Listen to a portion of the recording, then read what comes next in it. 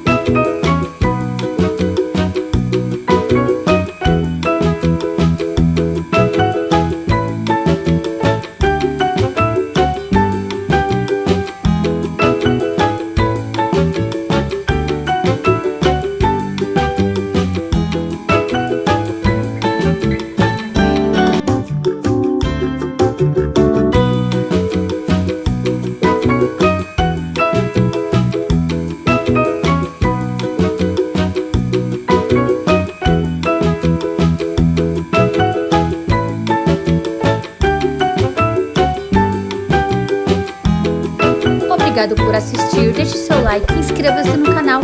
Não esqueçam de compartilhar com os amigos e ativar o sininho para os próximos vídeos.